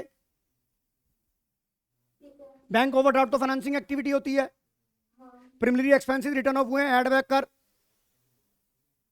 है। प्रोविजन फॉर डाउटफुल डेट 10,000 से 16,000 हो रहा है, 6,000 ऐड कर दे। ठीक है। आ गया, चलिए आगे। सुकृति कितना आंसर आ रहा है इसका 38 का? 190, कितना? 190। 190 आ गया।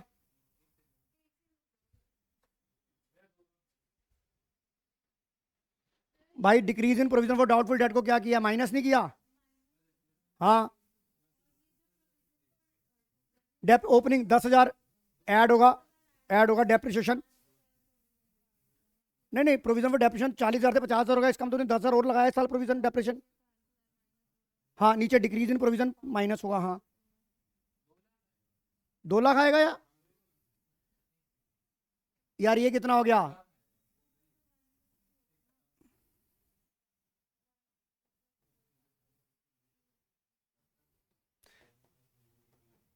ये प्रॉफिट बिफोर टैक्स हो गया, provision for depreciation computer software 60 से 45 हो गया, 15,000 अमोर्टाइजेशन। चेक करो आंसर आ गया कि नहीं आ गया? हो गया।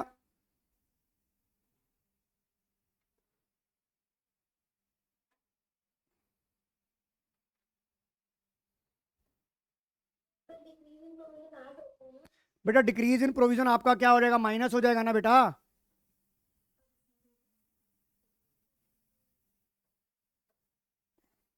बताओ क्या होगा आंसर? 42।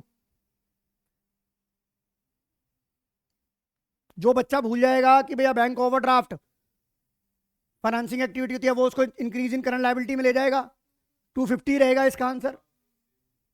मतलब टीचर गलती, एग्जामिनर गलती कराना चाहता है, वो आपसे देखना चाहता है कि आपको बैंक ओवरड्राफ्ट का ट्रीटमेंट पता है या नहीं पता।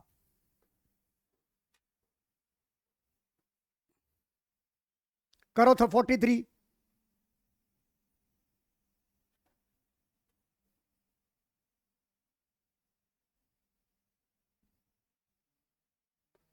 अब देखो, इधर देख हर्षित, इधर टैक्स पेड दे रखा है, ये प्रोविजन फॉर टैक्स दे रखा है, दो अलग अलग दे रखे हैं, तो इसे तू क्या मानेगा? मेड।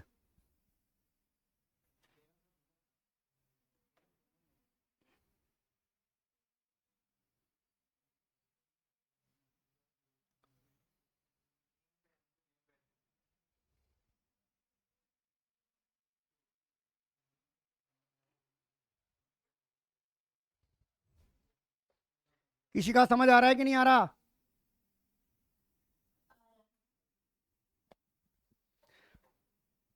अब मैं एक सवाल आपको कराऊंगा। एक बार बोर्ड में सवाल आया और बच्चों का गलत था, निकालना था कैश, 1 मार्कर का सवाल था, cash flow from investing activity. X company purchase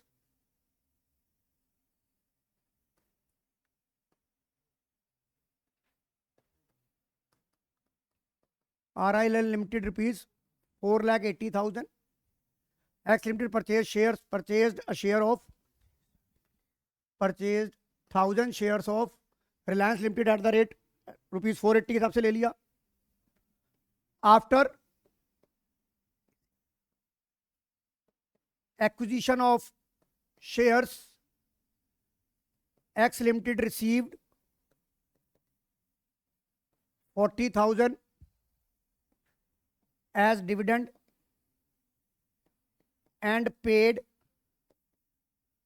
10,000 as dividend.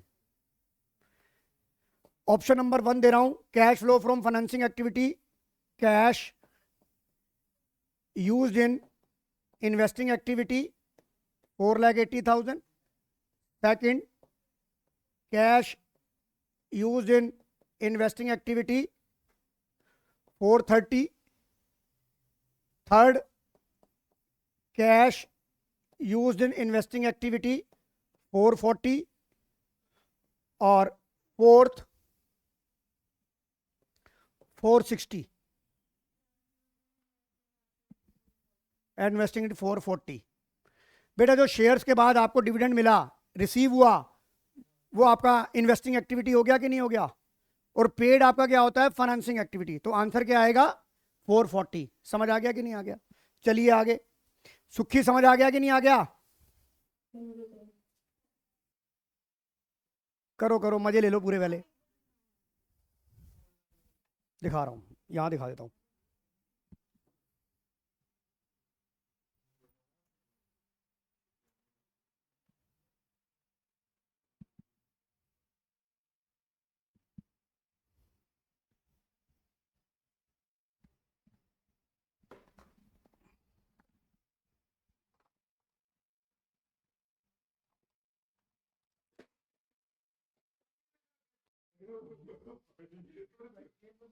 छोड़ दे, मैं लिख लेता हूं याशी.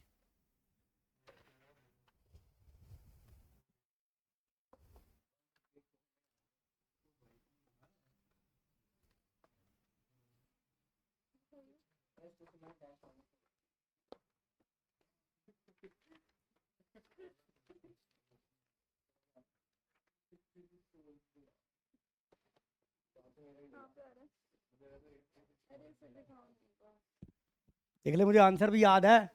158,400.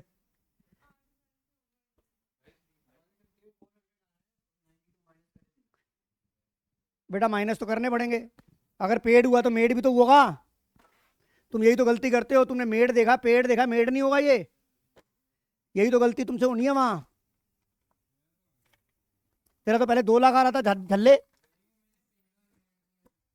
हाँ तो पेड, अगर यार पेड हुआ तो मेड भी तो हुआ होगा.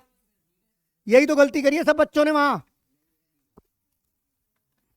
तूने क्या किया था गलती? बेटा मुझे बताएगी.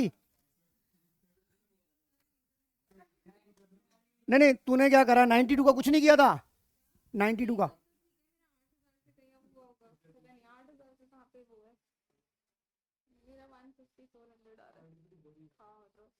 4,000 का तो कोई आइटम ही नहीं है.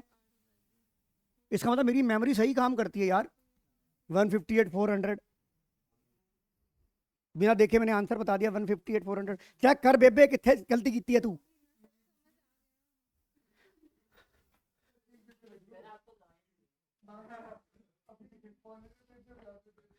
हाँ जी, कितना आंसर आ रहा है ऑनलाइन वालों?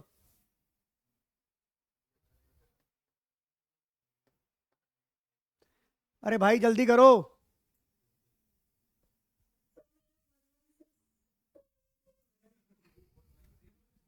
मैं आंसर भेज रहा हूं इसका. आंसर चेक करो इसका.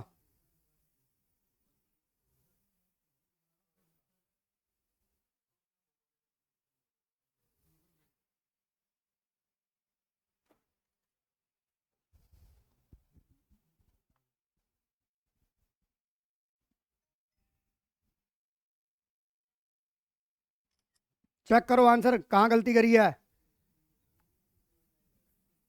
ये लो. अब मुझे बेटा अगला आंसर बिना देखे मुझे सही चाहिए. आंसर एक ही बार में. एक ही बार में चाहिए. हर्षित चंदानी जी करो ये सामने.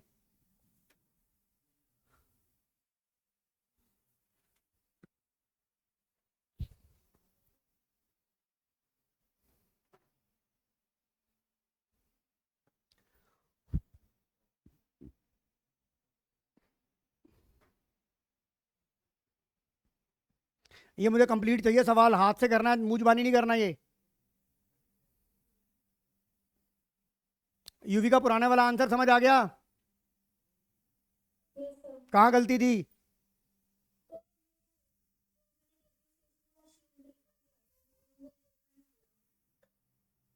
अब देख बेटा, गलतियां समझ में आ रही हैं कि नहीं आ रही? हाँ जी।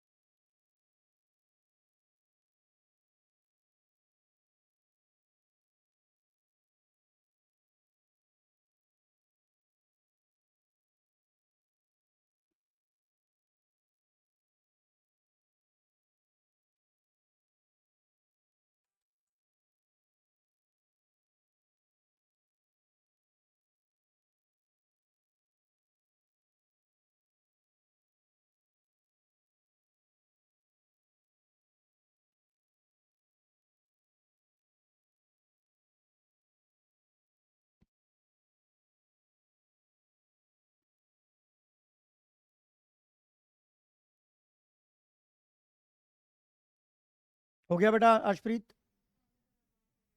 हैं?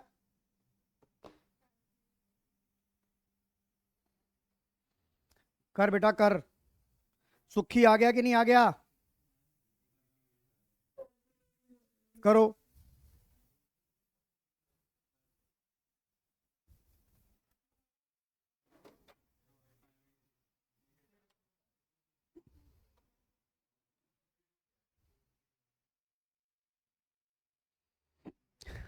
करना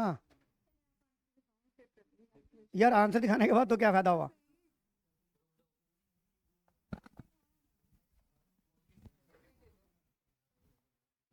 तुम तो कुछ कर लो। तुम तो सवाल भी स्टार्ट नहीं होता। क्या डाउट है बोल, मैं बता रहा हूँ।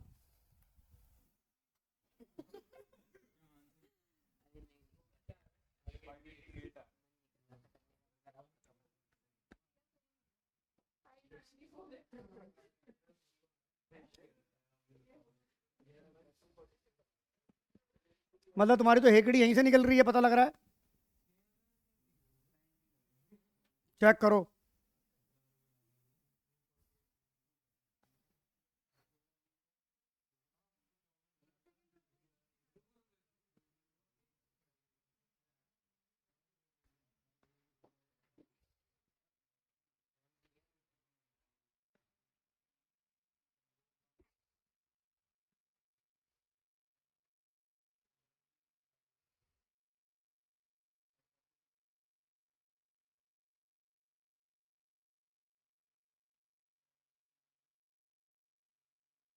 जसराज कहाँ गलती करी है? अबे यार, अब कैलकुलेशन की गारंटियां थोड़ा ले रखी हैं मैंने।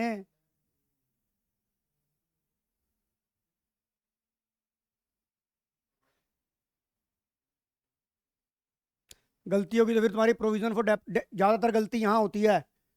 डेप्रिसिएशन होगी यार, gain on sale of plant पे होगी।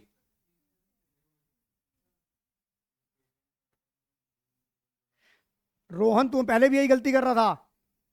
पेटेंट अमोर्टाइज पेटेंट में पहले भी यही गलतियां हो रही थी ना। अब क्या करा है तेरा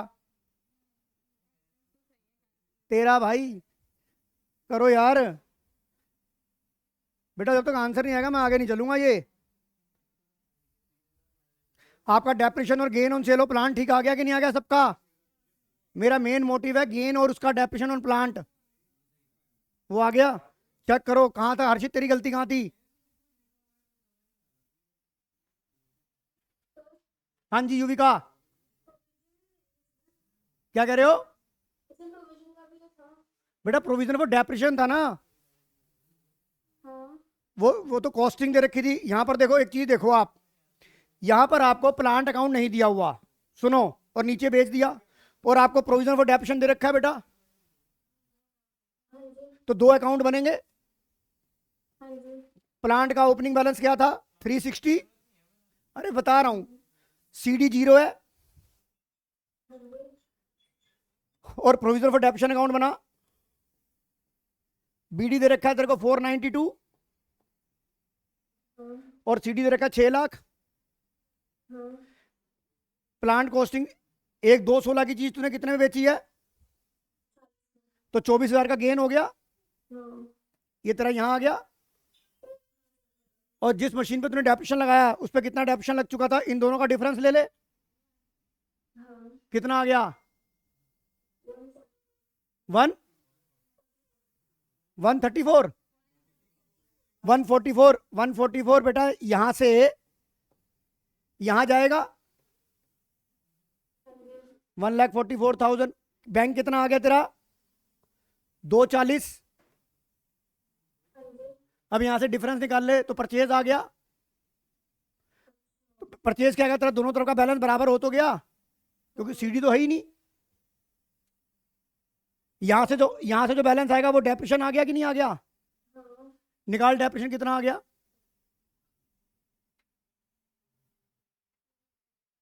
कितना आ रहा है? 252 डिफरेंस आ गया यूवी का। ये ओए में ऐड हो गया, यही तो ऐड किया हुआ है। ये रहा 252। ठीक है सर। पहले गलती क्या करी है? इसीलिए तो आती इसी की हमेशा।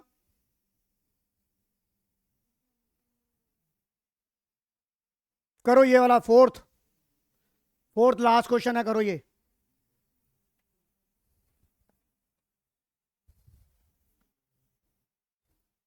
या एक फाइनेंसिंग का करा के भेजूंगा, एक फाइनेंसिंग का पहले ये करो आप।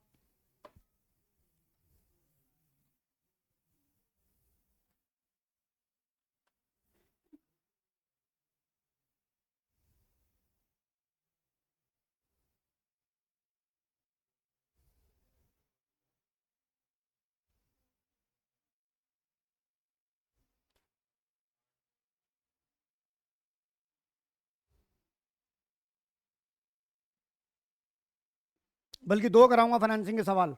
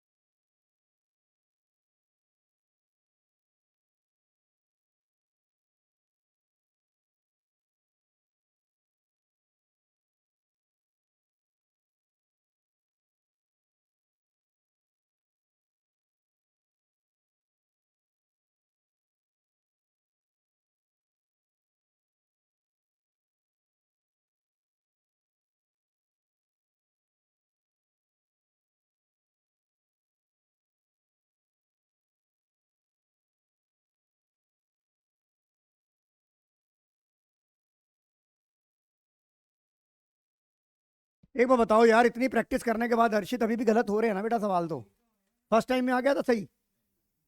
बात तो ये होती कि वहाँ 30 घंटे का पेपर थोड़ी ना है। मजा तो तब आया ना जब फर्स्ट टाइम में आ जाए आंसर। तेरा सही आ गया था फर्स्ट टाइम में, तेरा जसराज।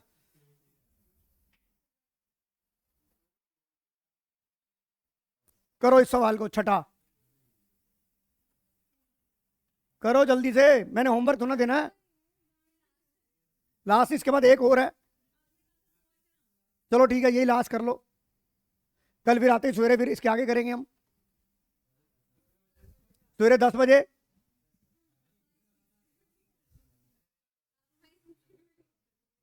शेड्यूल ठीक कर दूंगा तुम्हारा, अपना भी तो शेड्यूल ठीक हो जाएगा मेरा स्लीपिंग। बेटा यूवी का वाला आंसर आ गया कि नहीं आ गया?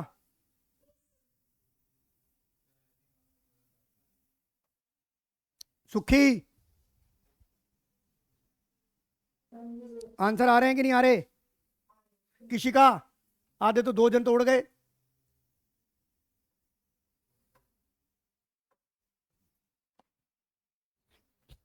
सोचो अभी, अगर मैं एक प्रैक्टिकल बात करूं हर्षित, तो देखो 15 तारीख से हमने अकाउंट छोड़ी है। 15 से लेकर 23 तक 8 दिन के अंदर ग्राफ पलट गया कि नहीं पलट गया? तो बस फिर तो 6 दिन में तुम टट्टू याद करोगे।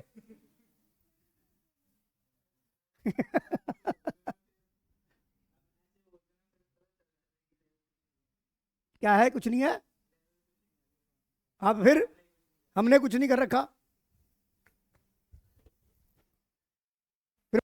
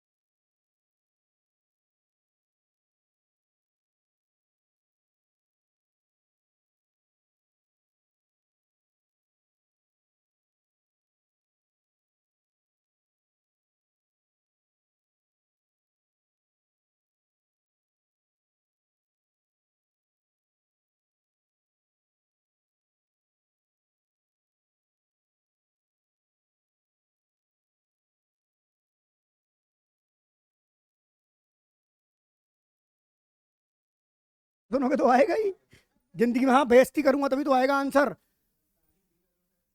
हाँ जी, आंसर आ गया सबका? दिखाऊं?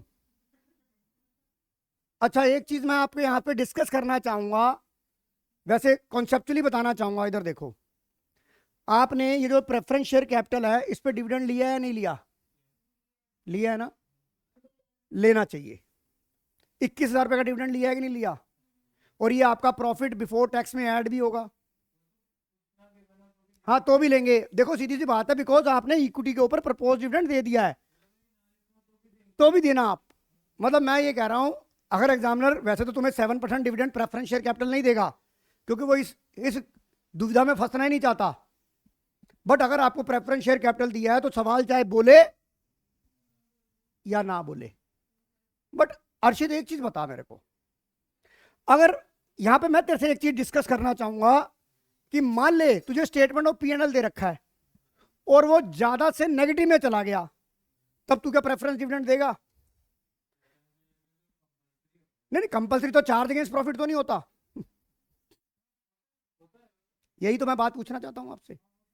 इंटरेस्ट ऑन डिवेंचर जैसे चार्ज अगेंस्ट प्रॉफिट होता है, तो क्या प्रेफरेंस डिविडेंड भी चार्ज अगेंस्ट प्रॉफिट होता है? मैं ये बात पूछना चाहता हूं कि कंपनी को लॉस हो तब भी डिविडेंड देगा? हाँ बट अगर मान लीजिए ये नहीं लॉस में कैसे देंगे डिविडेंड? हाँ वही तो मैं कह रहा हूं, लॉस में कैसे डिविडेंड देगा तू? हाँ मतलब मैं कह रहा हूं कि मान ले एग्जामिनर ने आंसर क्वेश्चन दे दिया, यहां पे तेरा स्टेटमेंट ऑफ पीएनएल बना दिया, इधर देख स्टेटमेंट ऑफ पीएनएल दे दिया, यहां 1 लाख था और ये 30,000 नेगेटिव में हो गया, तो असूल से तो फिर प्रपोज डिविडेंड तो प्रीवियस ईयर वाला होता है, तो फिर वो भी नहीं दिया जाना चाहिए। नहीं आप मेरी बात समझो, अगर मैं टेक्निकली बात करूं आपसे, अगर आपका पैट नेगेटिव में आ गया तब भी तो आप इंटरम डिविडेंड की एडजस्टमेंट होती है, देते हो कि नहीं देते हो? देते हो ना। तो यही वाली बात मैं आपसे कहना चाहता हूं कि प्रेफरेंस डिविडेंड पे डिविडेंड दोगे या नहीं दोगे, यही तो मैं आपसे पूछ रहा हूं। एक बार बता, यही तो डिस्कशन, एक हेल्थी डिस्कशन यही तो है। एक बार बता, तेरे को सवाल में इंटरम डिविडेंड दे रखा है बेटा, तो आप प्रेफरेंस डिविडेंड दोगे ही दोगे?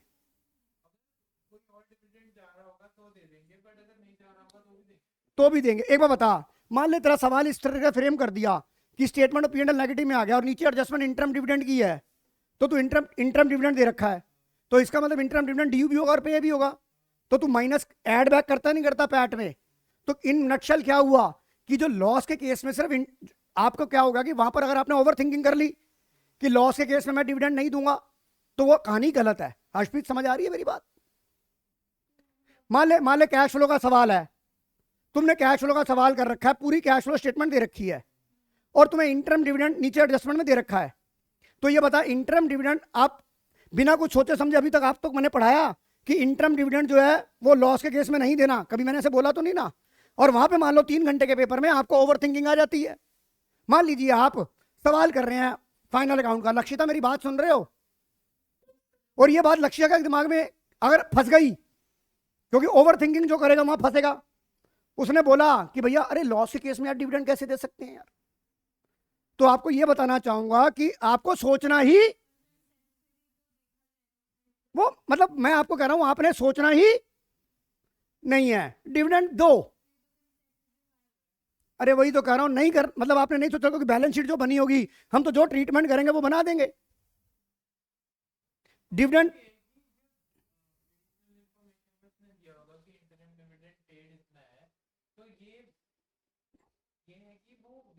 दे रहा है हाँ हाँ हाँ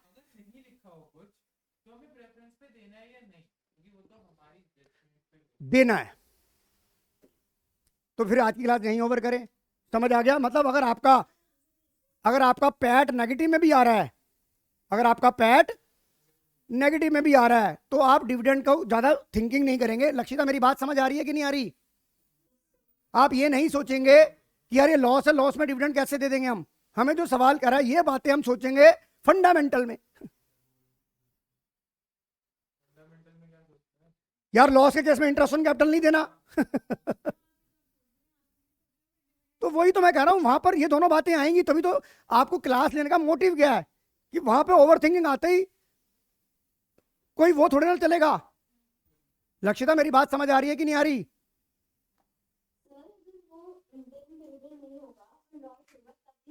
हाँ देंगे, टेंशन खत्म। मेरी बात समझ आ रही है कि नहीं आ रही? वहां ओवर थिंकिंग नहीं करनी है, जहां ओवर थिंकिंग करनी है वहां समझा रहा हूं आपको। आईओसी के केस में देखेंगे ओवर थिंकिंग है कि नहीं है। और इंटरेस्ट ऑन ड्राइंग में देने के लिए मना है, लेने के लिए मना थोड़ी ना है। हाँ जी, ऑनलाइन वालों समझ आ रहा है कि नहीं आ रहा? तो आज की क्लास यहीं खत्म करते हैं, कल मिलेंगे सुबह 10 बजे। अब बताओ, वही तो कह रहा हूं मैं।